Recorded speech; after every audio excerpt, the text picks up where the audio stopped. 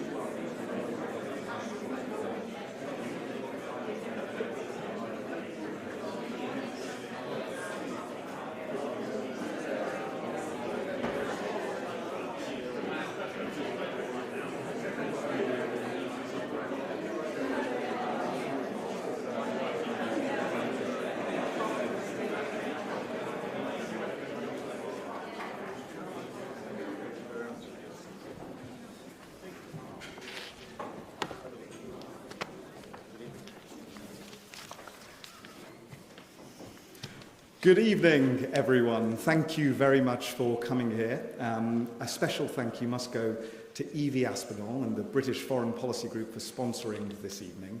I'm Praful Nargand. I'm the director of the Good Growth Foundation. I think we can all agree we're meeting here today in a moment of real turbulence. Of course, I mean geopolitical, not what's happening in Westminster. Because at the end of the day, there is an even greater level of instability in the world at large. The Strait of Hormuz remains closed. Ukraine faces continuous assaults from Russia. Our ally across the Atlantic is much less reliable than they once were. Cyber attacks hit our hospitals, our businesses, and target vulnerable people too, in our country every day. Britain stands in the middle of it all. If there were ever a time to put our defence first, it is now, because we are under threat. Just a few weeks ago, the threat level was increased to severe. And most voters are worried, more worried, about Britain's defence and security than they were a decade ago. But when you ask the public to rank defence spending among their priorities, it still comes near the bottom, far behind the economy, the NHS, and immigration. And that's because the problems that voters worry most about, the cost of living crisis, which has robbed them of their choices and agency, a precarious economy that means they can no longer shape their lives and future.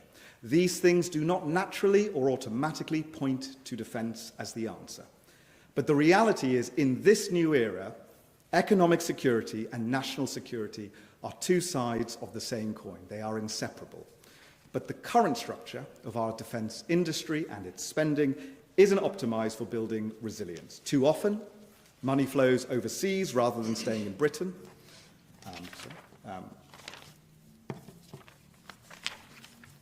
Too often, small and medium-sized businesses are locked out of defence contracts while primes hold the keys.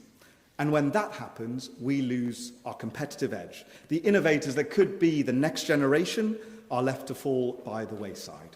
So the question we ask is, how can we build a defence settlement that protects our national security and backs British business and builds British resilience? And from our research and the report we released yesterday, I know you're all excited to read it, there's a handout on your seat, we know that the answer is to bring defence home. The pounds we spend on national security have to do double the work. And at the heart of that is British business. Right now, when major contracts go overseas, too much of that money goes with them. So we have proposed an offsetting scheme ensuring that when overseas companies are awarded contracts, the returns come back to Britain. What's more, we propose scoring primes on their behaviour with SMEs, a model that already has precedent from the United States, and cracking down on late payments to create that level playing field where SMEs can succeed. Because it is those smaller firms that build our domestic supply chains. It's those firms that develop the capabilities on which genuine sovereign capability and resilience depends. The SMEs are the heart of the British economy from which new ideas flow outwards. By backing them, that's how you turn a small business into a scale-up and maybe even into a unicorn. It's how you turn today's workshop into tomorrow's world-leading manufacturer. And you can see that potential everywhere. In Barrow-in-Furness and the Clyde, where shipbuilding still sustains communities. In Wharton and Samlesbury in Lancashire, where aerospace is world-class. In the North East, the South West, East of England and the West Midlands, where thousands of well-paid defence and security jobs already anchor local economies. Britain can and should be growing the next generation of world-class defence companies from its own base of entrepreneurs. Because if you have an idea that can make a difference to British security, Britain should be the place where you know you will be backed. And that's why we propose creating a defence bank to drive investment and underwrite innovation, breaking down that wall between start-up and commercial scale. Bringing defence home means bringing opportunity home. It means giving people back choice in their lives so they can once again shape their own futures, take risks and build successful businesses from the ground up. But all of this, rebuilding supply chains, growing our defence base, is for nothing if those businesses and our wider economy can be knocked out overnight by a cyber attack. Cyber isn't a peripheral threat. It is the front line that people are already facing. And that's why we must build local cyber resilience across the country. Because if we do not harden our cyber defences, the very foundations of our economic and national security will remain exposed. All of this is how Britain rebuilds its sovereign capability, its industrial base, and critically, a defence settlement that can last. The Secretary of State for Defence is right when he says Britain should be the best place to grow and invest in defence business. So it is an absolute pleasure to have a Defence Secretary here with us today who sees that bringing defence home to our workforce, to our industry, to our communities, isn't just a nice to have, but is central to building lasting security for this country in a far more dangerous world. So please join me in welcoming the Secretary of State for Defence, John Healey. Thank you.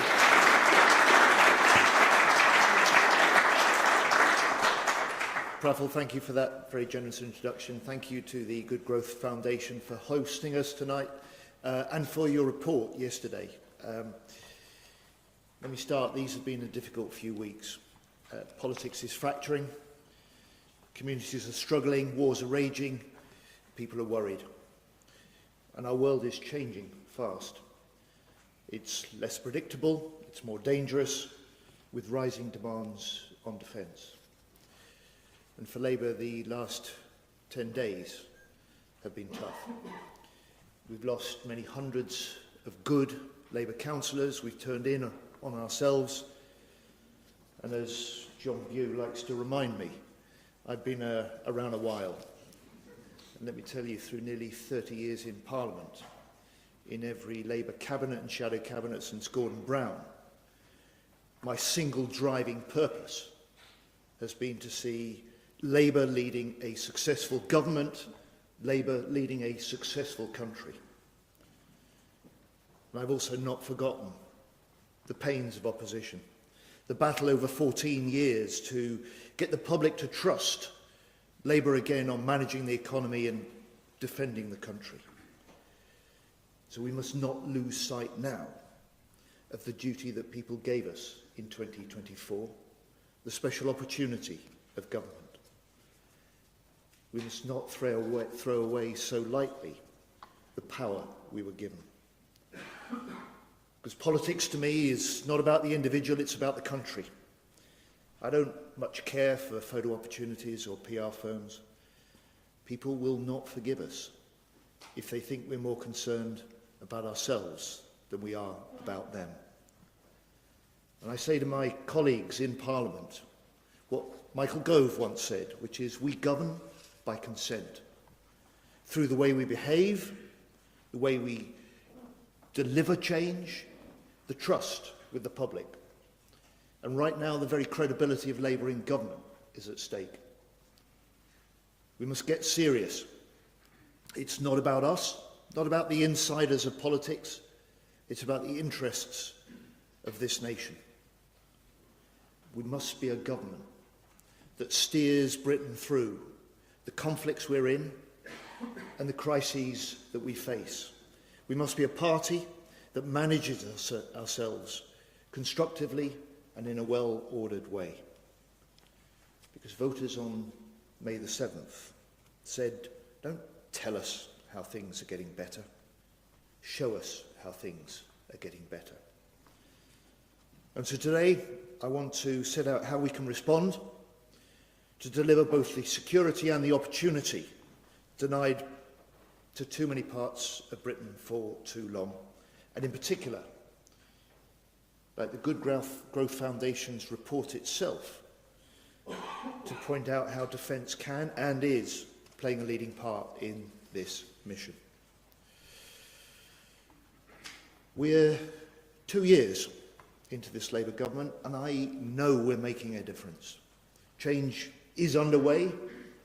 Yes, of course, everyone wants more change more quickly, but most fair-minded people recognise that things can't just change overnight. We promised to cut NHS waiting lists. We've slashed them by 500,000. We promised protection for renters, and we've ended eviction for no fault or no reason. We promised the poorest children a better start in life, and so new childcare payments, free breakfast clubs, and the end of the two-child benefit cap mean that hundreds of thousands of kids are now being lifted out of poverty. And we've taken back into public ownership the homes that our military families live in, and we've already upgraded 1,200 of the very worst of those. Every one of these changes, driven by Labour values, done by Labour in Parliament, delivered in less than 2 years. Every one only possible with Labour in government. And these Labour values aren't changing, but the world is. Global growth is sluggish, global debt is high, technological change is accelerating, and threats are rising. And we're now in the 5th year of Putin's full-scale war on Ukraine. Iran, that war sends economic shocks worldwide, and NATO allies now must be ready to resist a Russian incursion by 2030. Make no mistake, these are serious times, and we have to demonstrate through what we do how we will meet this moment. And I would say to you time and again, since the election, Keir Starmer as Prime Minister has shown how he will step up and how Britain can lead. Before Keir, there was no coalition of the willing for Ukraine. There was no multinational mission for Hormuz. There was no Trinity House agreement with Germany, no Luna House agreement with Norway, no rebooted Lancaster House agreement with France. There was no trade deal for the UK with the US, with India, or the European Union. And at the Munich Security Summit in February, Keir Starmer said, hard power is now the currency of the age. He confirmed that even after the largest increase in defence spending since the end of the Cold War with this government, he said, we must spend more, faster. And we will spend more, and we will go further. But we can't just spend more, we've got to spend better. And every pound spent on defence needs to work twice. First for national security, and second for British industry. And you know, defence has got to respond to something else too.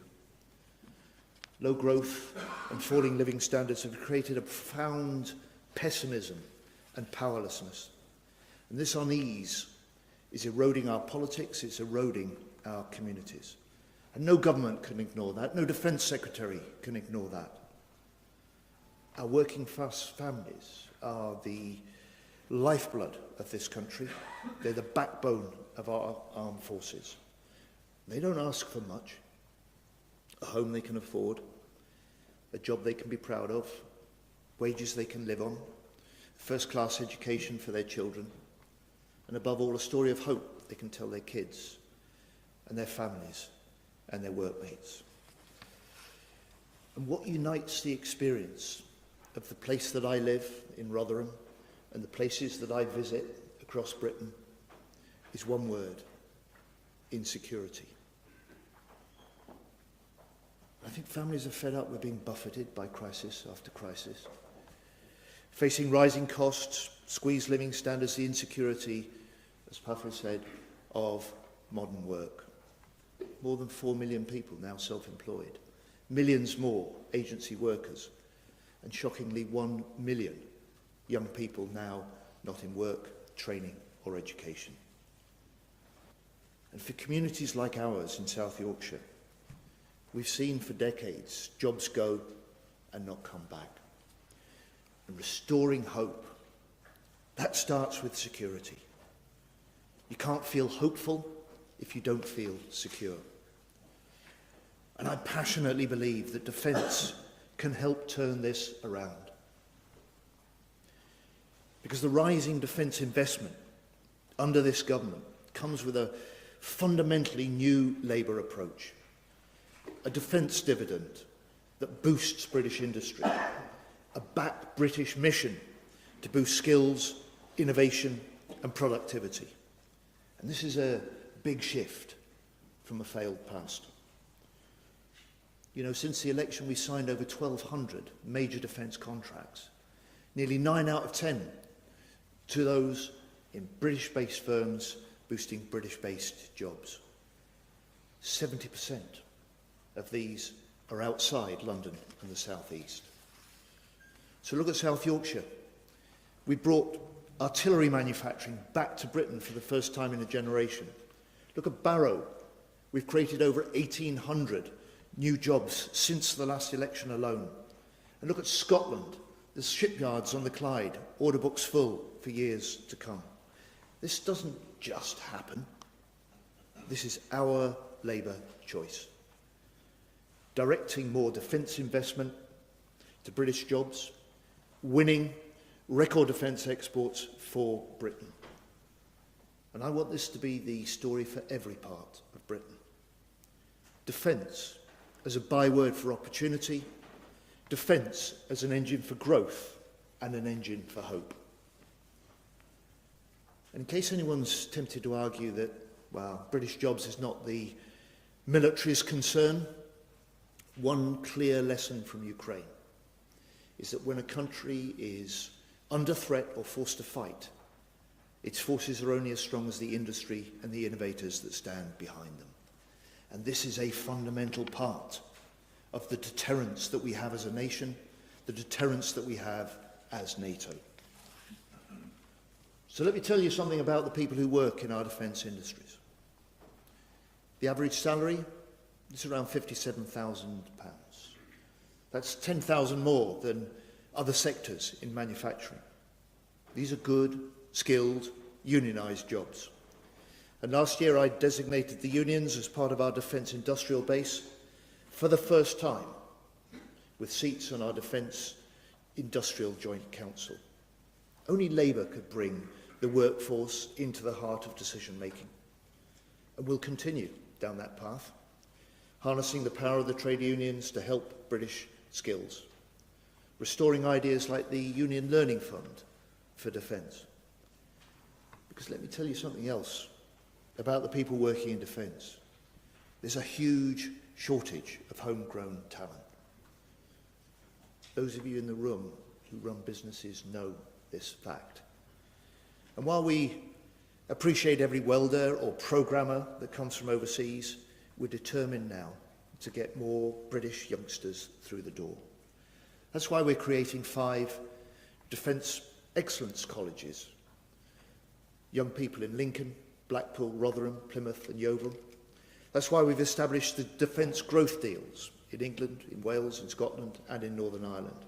And it's why we launched the new Defence Universities Alliance for universities that are proud to do research that helps our national security. And these are skills that are important in their own right. They're essential for the security of our nation. Because the things we do in the MOD, in the security services, in the armed forces, are there to meet very serious threats, like from Russia. The ships, the submarines that Putin sends to map our undersea cables and our pipelines have a deadly serious purpose: to cut our power supplies, to cut our communication to British homes and British businesses. And you know what deters them? It's the submarines we build in Barrow. It's the drones we build in Plymouth. It's the helicopters we build in Yeovil. And our factories, our labs, our software studios, our shipyards, and thousands of small family firms are quietly innovating the kit that our soldiers, our sailors, our aircrew need. They're all there to say to Vladimir Putin and the criminal regime in Iran, don't even think about it.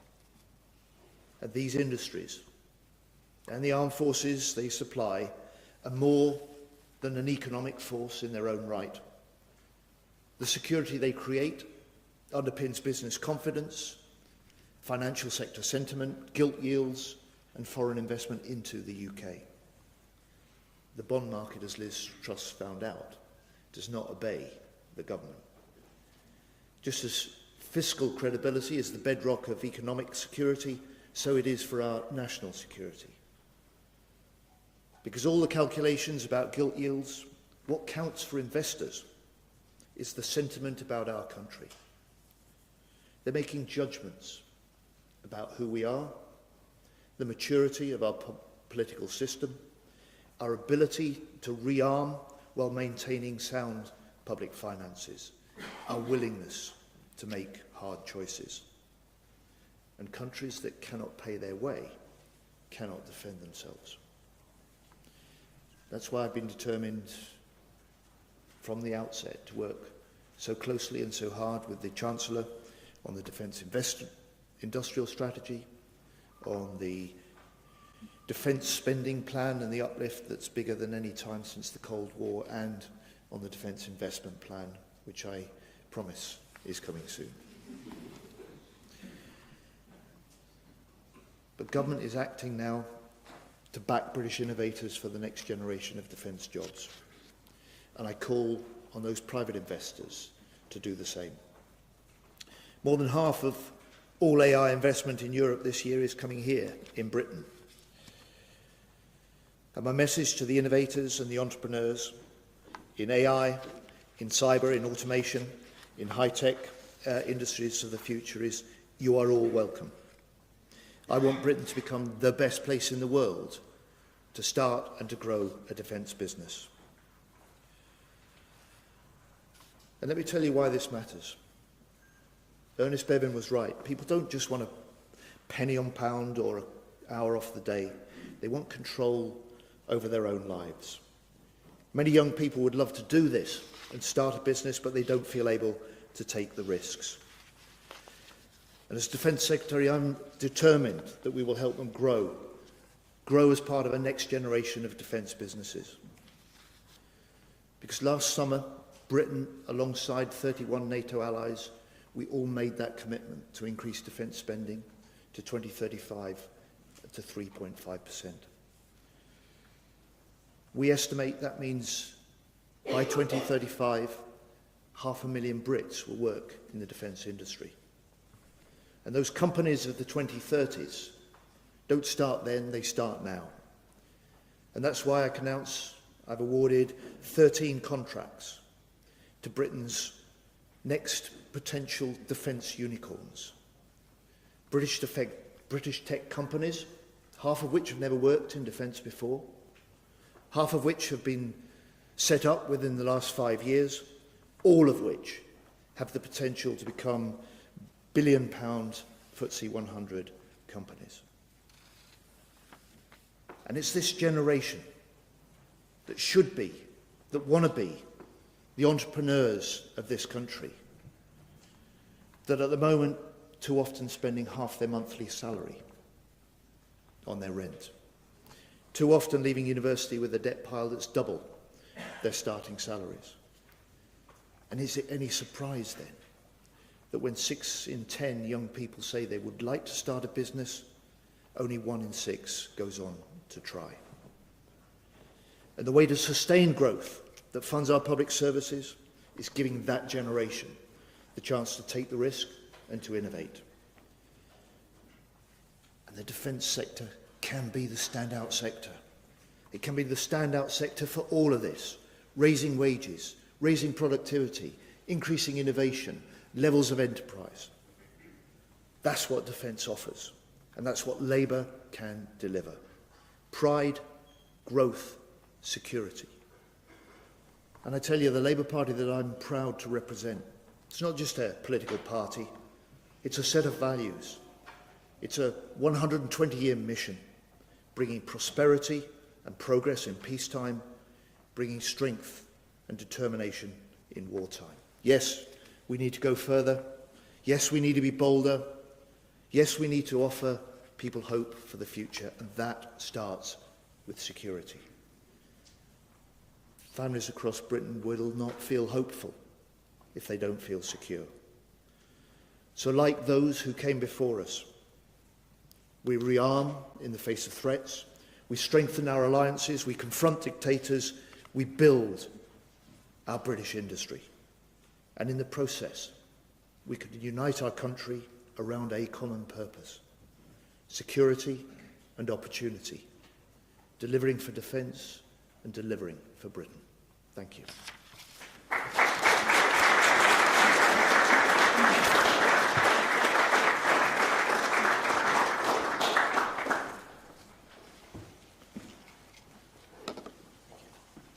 Brilliant. Okay, fantastic. The microphone is working. I wasn't sure if it was. Thank you so much. We're now going to go to a short panel discussion between the three of us, and then I'll open it up for some questions. And we're delighted to be joined by John Bew, Professor at King's College London, and of course a foreign policy advisor in number 10 to successive Prime Ministers. John, if I can just start with you, just your reaction to what the Defence Secretary has just said, and if you could just set the kind of wider context for us a little bit. Brilliant. Well, thank you very much, and to you, Lara. Thank you to the Good Growth Foundation. It's always very good to see the Secretary of State for Defence. We worked together for, I think, 4 months in my last phase in government, and you may have heard this, the public were saying that just what a good and honourable man John is. So it's always it's a perfect preamble for destroying what he's going to say in his speech. You know, I'll be gentle. I did think of a historical parallel to begin as a historian by training, which was in 1951, the Attlee government leaped, or limped, should I say, towards the end of its government, entirely divided over a very similar debate or question, which was the price and cost of rearmament to enforce the UN Security Council resolution in the Korean War. and that went right up against different parts of the Labour Party. Wanted to focus on welfare, wanted to expand NHS provision to prescription glasses and dentistry. And it's just to reflect on the point that these choices are hard and these choices are tough, and we have lots of interesting conversations about leveraging private sector finance and innovation in the country, but ultimately, because of the scale of what we're talking about, it comes down to public finances. So I think it's very important when people are complaining they're waiting for the dip. This is why these things are tough and these things are very difficult. That's the first observation. The second is it's sometimes, I find from my experience in Number 10, there's a difference between governing by consent, and you quoted Michael Gove to great effect at the start of your speech, and then being blinded by polling figures. And the polling figures are tough for those of us, most of us in this room and on this panel, who believe in very much in the case for increased defence spending. The polling figures say defence most of the time is quite low down the concerns of the population. The polling figures say that when offered a choice, they want other and value other things in their lives as well. So it's the job of those in political life to lead. And that's a difficult thing to do, and it's a challenging thing to do against a backdrop and context. And how do you win the argument around defence and security?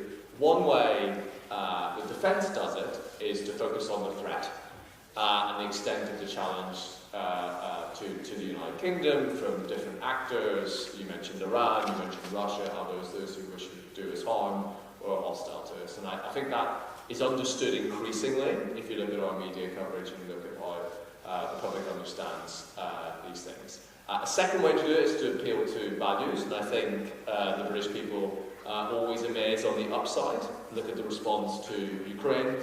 Ukraine was never a top issue for most British citizens at the time that the war began in 2022, but the remarkable response across the country is held relatively firm. I know people study the polling figures more extensively than I do as well. But I just give two arguments which I think are quite important. And they're not slam dunk arguments, but they're two arguments I think I'd like to see a bit more in the public explanation. And John did a good job of analyzing on two of them.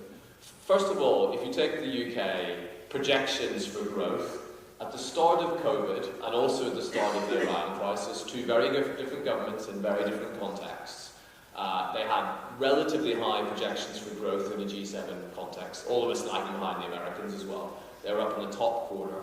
In response to both those crises, the supply chain shutdown of the global economy of the COVID, and secondly, security incident in the Strait of Hormuz with a lot of cascading effects, we go from second, third projected growth in the G7 to the bottom in both those instances, because we are uniquely exposed because of the nature and pattern of our economy to these international trends. And I think just hammering that argument time and time again is a good one.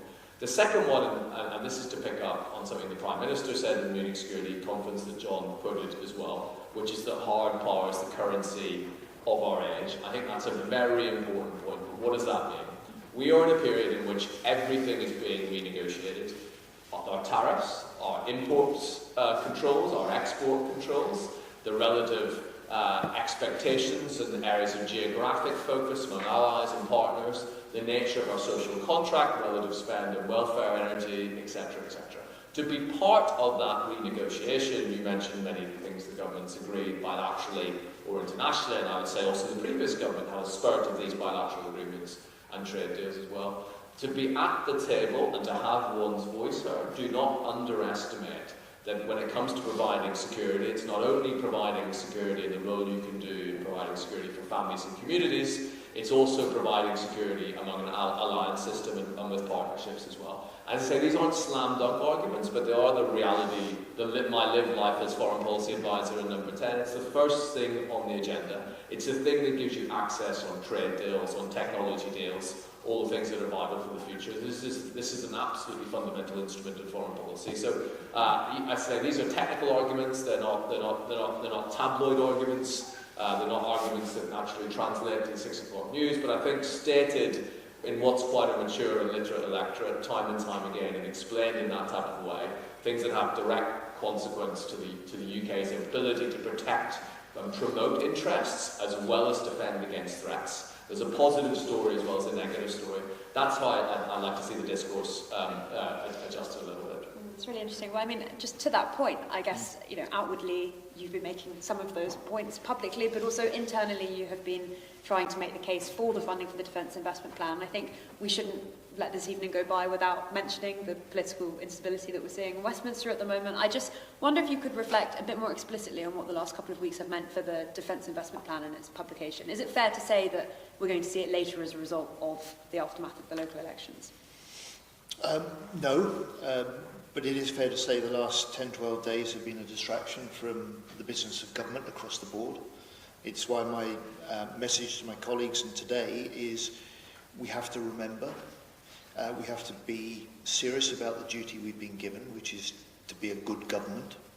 And part of being a good government, and I think the track record actually of this government and of the Prime Minister has been recognising and responding to the conflicts, building and demonstrating that Britain again can bring nations together in the way that John Bew has talked about there.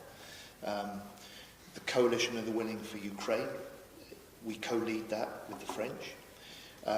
I've taken on the leadership of the Ukraine Defence Contact Group alongside the Germans. That's nearly 50 nations there to step up the military aid we're providing to Ukraine to keep them in the fight. The multinational mission for Hormuz, alongside the French. I chaired a meeting last week, the first ever of defence ministers, over 30 nations, to build the political support behind the military plans that we're developing. These are a very special role that Britain can play. And I've, to be honest, been quite surprised coming into government how ready the other nations, particularly in Europe, are to look to the UK for this sort of leadership on security and on military alliance building. And I would say as a Labour Party with values that are intrinsically and profoundly internationalist and pro-European, set the European Union aside, it is that ability to, led by Keir Starmer actually in recent over the last 20 months or so, that has demonstrated that Britain can play that sort of role. And it has then the sort of spin-off potential benefits that John Bew talked about. It builds the confidence in Britain as a reliable ally. It builds the relationships on which it is possible then to do trade deals or to secure, as we have as a government, some of the biggest export deals in defence in our history. The warships deal with Norway, the Typhoon deal with Turkey. So this is a way of trying to ensure that defence isn't just seen as equipping our armed forces, but defence is seen central to the success of the government and central to the success of the country. Can I ask you a question on people's kind of confidence in the procurement system more generally, specifically with regard to this kind of British announcement? Some people might say, I don't really mind where my tech comes from. Actually, I would much rather just get it from the best place possible, especially given the kind of wider geopolitical context that you've painted, which is one of profound uncertainty. Perhaps they just want the so-called quote-unquote best. What is the kind of answer to that point, do you think? I think three things. It matters how sound our British industrial innovation base is. It matters how sound our confidence of some of the things we do in partnership with close allies, because we have to rely on that when they come under pressure. Secondly, if we are to meet the challenge that John Bew mentioned there, to convince a British public that is increasingly worried, for whom defence of the country and a fear of conflict is increasingly high up their list of issues, if we want them to accept and support this country investing more in defence, we have to not just demonstrate that we spend what we invest well, but it brings other benefits directly to them, places they know and the opportunities they see for their areas. And that's why the mission to back Britain wherever we can through our defence procurement is so important, and where we will decide in some cases to buy abroad, then we're introducing, as the Good Growth Foundation report suggests, for the first time in Britain, an offset policy that means there will be some benefit from any contracts that go abroad back to British skills, British opportunities and small firm support here as well. Okay, interesting. And I mean, on this question of trying to build enough public support for, defence spending, clearly John is correct that it's rising up people's priorities. They understand that the world is getting more dangerous. But when you ask them whether or not, of course, they want more defending and they have to lose out in some other particular way, and that complicates the polling ever so slightly. Thinking about your role as a historian specifically, are there kind of precedents that you can think of that speak well to periods in which a leader at some form has actually managed to kind of rally people behind an increase in defence in circumstances where the fiscal constraints are actually, as they are at the moment, quite severe?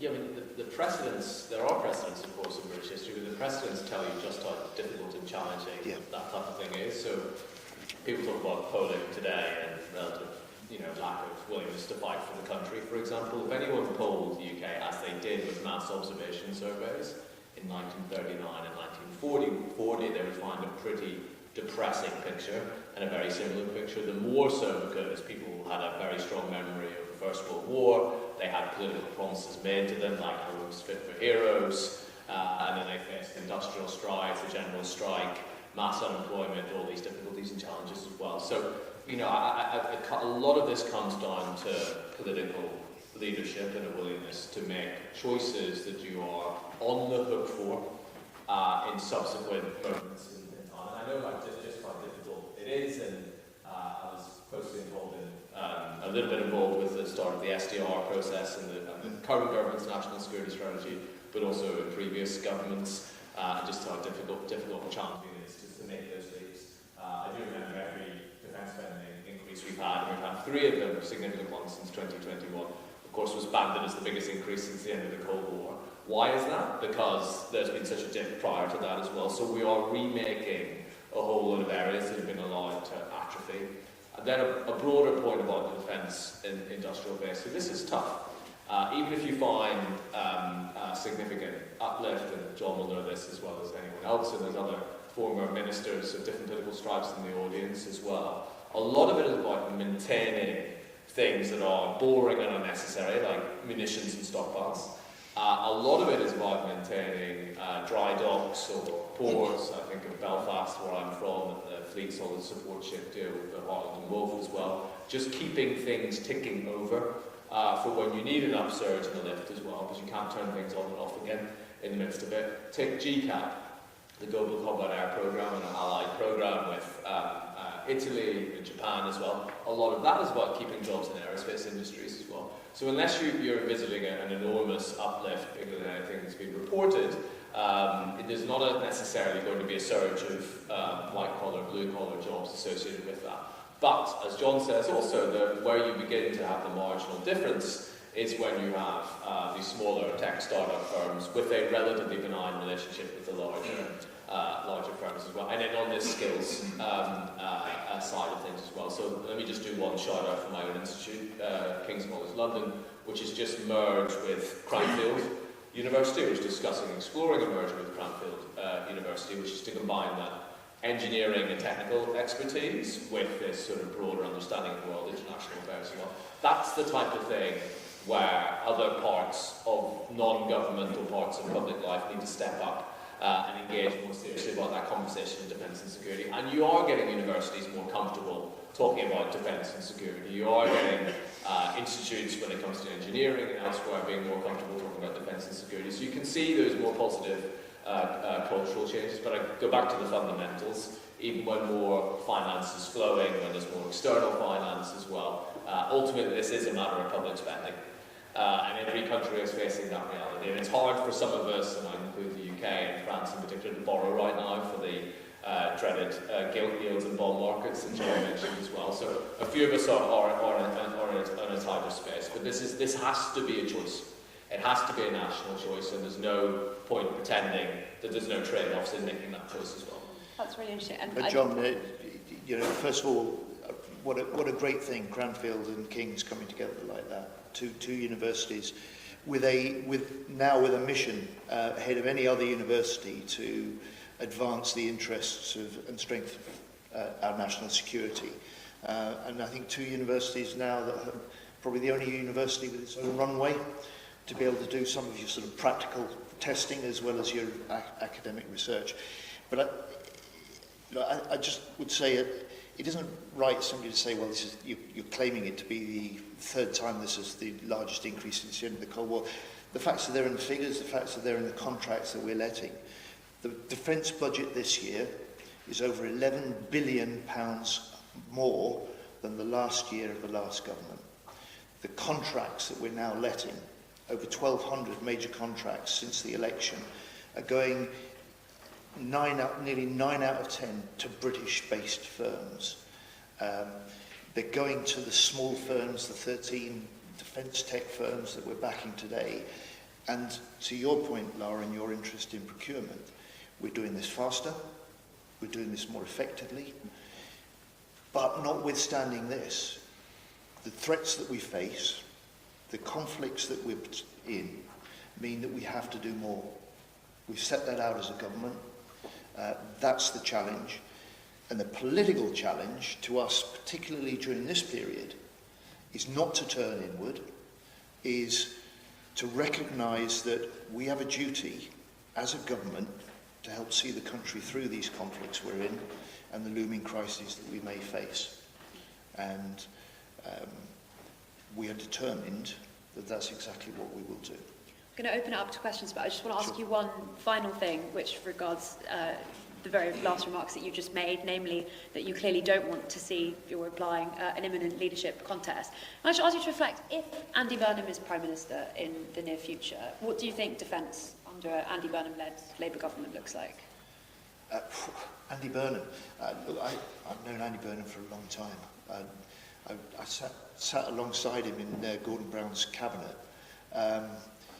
In fact, I did a visit with him several weeks ago to a newly funded veterans project in Manchester.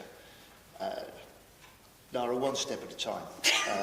You know, Andy has to get selected as the Labour candidate for this by-election in Makerfield. If he does, I'll be up there campaigning. And you're not worried about what a Labour government led by him would mean for this wider defence debate? No, well, hang on, one step at a time. You know, Keir Starmer's the Prime Minister. There is no contest. There is no challenge. And for now, I'm saying exactly what I'm saying to you, to Labour MPs. Remember what we were elected to do, the trust that we won and were given from people in July 2024, and our job, especially now, with the looming crises in the world and the uncertainty, now above all, people are looking to their government to see them through this period. Okay, we'll open up to some questions now. We're going to start with Evie Aspinall from the British Foreign Policy Group. Thank you for your remarks. You say that balance can be an engine for growth, but how do you convince the public these top priorities still pound in their back pocket, and what unconvinced of the scale of the threats we face, that high defence spending should be prioritised over investment in other areas such as housing and healthcare, which may drive growth more quickly? Well, as John Bew said, there are no easy decisions in government,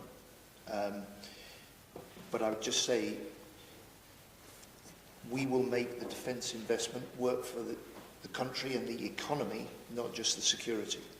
And I think at a time when people recognise we need to strengthen our forces, that we've got to strengthen our alliances, because when Keir Starmer talked about hard power being the currency of the age, I think you've also seen as a characteristic an investment in hard power by Labour in government, an investment in strong alliances, and an investment and a demonstration of sure diplomacy. It's that combination that makes a country stronger, more influential, and ultimately more secure.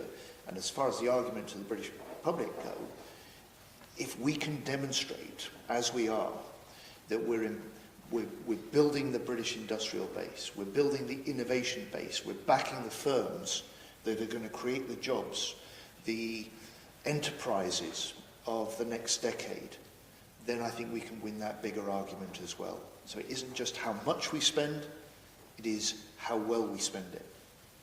Okay, Nina from PA.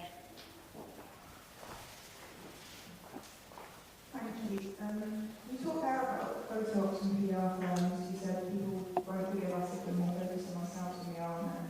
It sounds like you're a bit frustrated by some of the leadership document going on in your party at the moment. Do you see this as a needless contest for some? And specifically, your defence minister, Al Khan's, is reportedly paying thousands of pounds on promotional videos. Is this the kind of thing you worry might be put in public of? Nina, I'm speaking for myself. I'm speaking for the way that I read the views of people expressed in the election 12 days ago. And that sentiment that I know, having fought many elections, that if people think politicians are interested in themselves and not them, then they'll turn away. And for Labour MPs to turn inward, talk among themselves, is a recipe for putting at risk the very credibility of Labour in government itself. And as far as photo opportunities and PR goes, those who know me, I've been pretty consistent over nearly 30 years.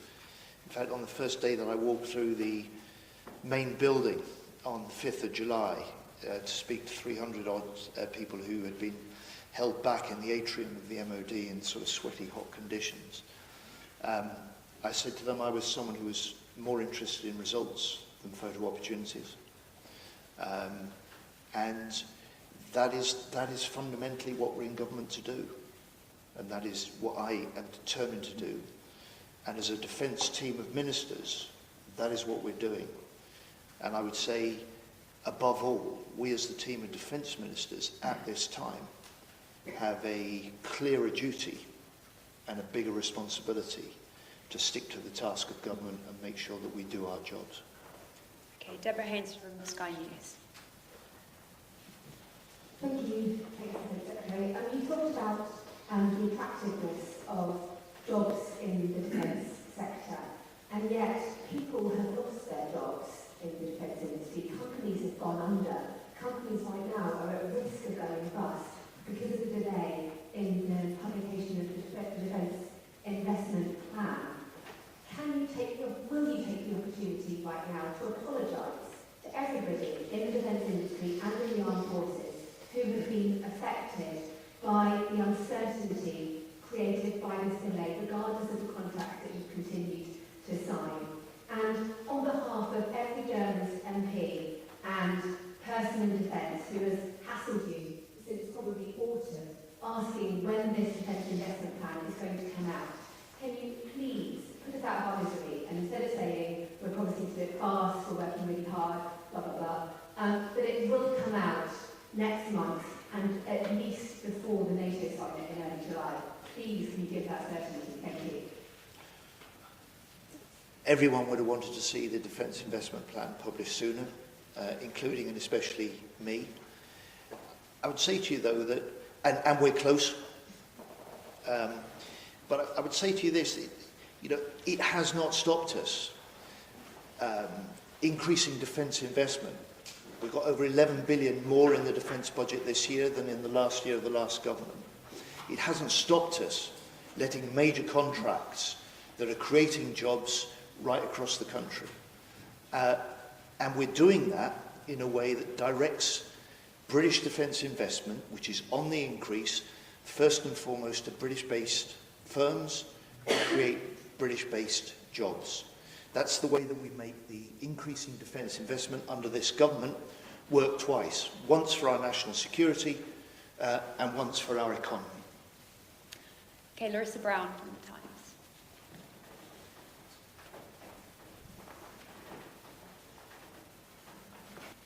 Thank you, Secretary of State.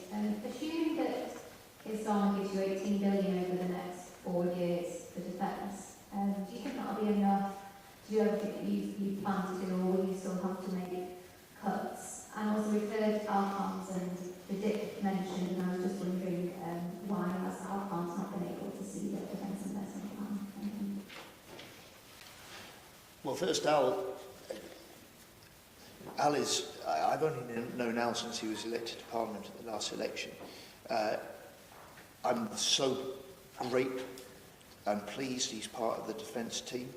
He has such an extraordinary military record. He's leading his first bill through Parliament at the moment with the Armed Forces Bill. And he may not deal with finance or procurement, but he's central to what is central to defence at the moment, which is our operations. Our operations to protect Britain and the seas around Britain, our operations to protect allies in the Middle East, our operations to play a big part in protecting NATO's eastern flank, a big part in our plans to help lead the Arctic Sentry High North mission that NATO is providing up there. As far as the Defence Investment Plan goes, we will have that in place. It will kick us off to fund the delivery of the Strategic Defence Review, which was a 10-year vision.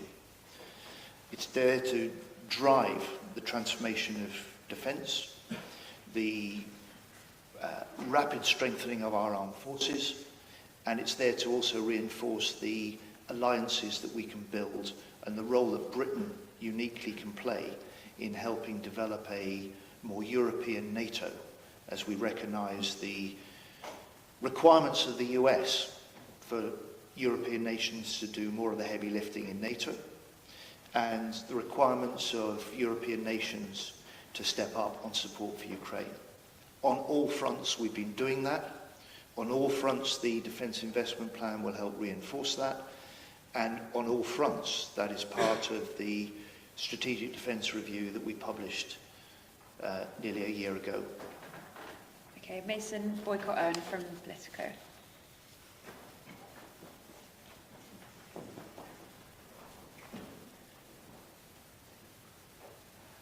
You mentioned the current Labour Party leadership chatter is distracting from the work of government. Do you have confidence that your junior minister Outcards is completely focused on the job of government? Given there are numerous reports that he privately canvassing support for a leadership bid. Given you said his portfolio is light operations, this seems quite important that he has his full attention on it. Have you spoken to him about any of his leadership ambitions? Do you personally back him if you want to make a bid? Look, there's no leadership contest, there's no leadership challenge. Al is just a great and unique member of the defence team and the Parliamentary Labour Party. I'm really proud to have him as part of the team. I wanted him part of the defence team. He's making a special contribution at the moment, and I just tell you, every one of our defence ministers is working flat out because we recognise the really important role that we've got on behalf of the country as well as part of this government to keep things on track. Okay, one from the room before we go for drinks. Yes.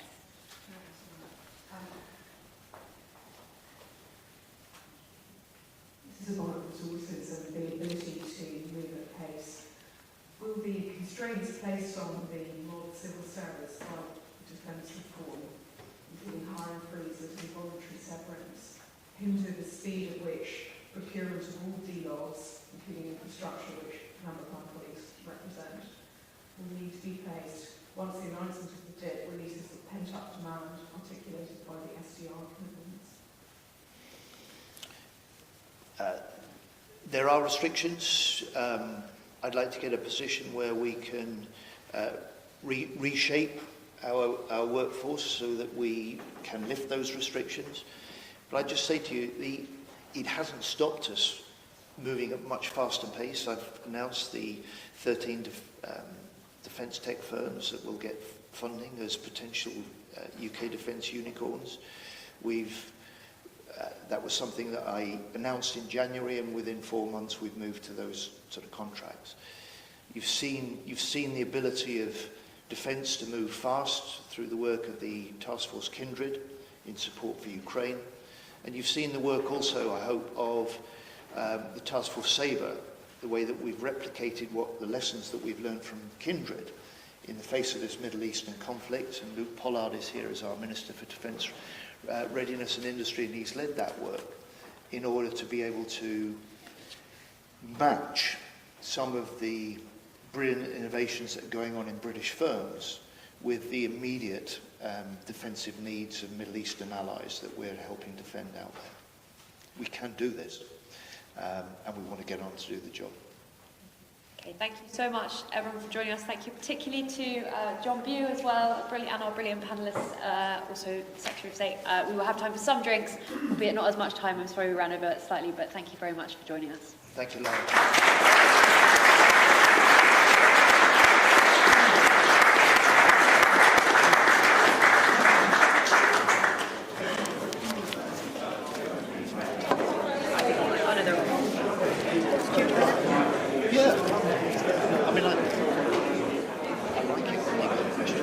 Yeah. Discussion. Yeah. Very hard for you balancing that discussion with, particularly if your press colleagues give you the chance to do a sort of press conference style examination. I feel we've underused John. Oh, yes, right.